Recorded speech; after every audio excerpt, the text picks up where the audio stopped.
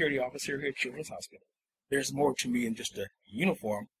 This is going to my 4th year of surviving cancer, colon cancer, which is a great deal. I'm happy about that.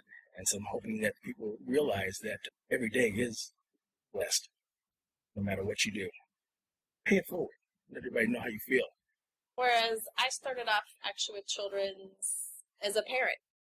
Jessica was diagnosed with a brain tumor back in 2001. She was 7 when they pulled the code button on her. When she came back too, she said, "Mom, at 7 years old, I'm not done here. God told me to tell you I'm not done." She's relapsed 3 more times. When I first met you, I saw that there was a different spirit there, along with a lot of little moxie too. You had a little spunk about you. This is where I came after I was diagnosed and got my treatments. Mm-hmm. Mad as I was at the world and such, why me, why me?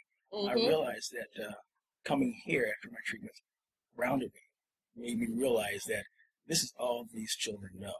So after I came here, I relaxed, and I said, I'll get through this if they can. If they can run down the hall with their IVs in them and pose and have fun and enjoy themselves, I can fight this battle as well. And I promised myself, once I got through the process, I was going to come back here and give back.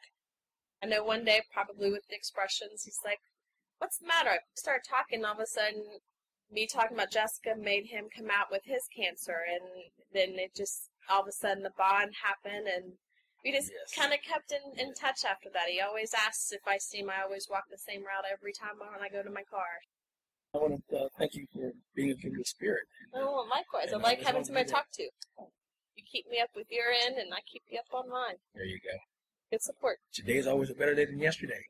Tomorrow is going to be even better. Which makes it always blessed.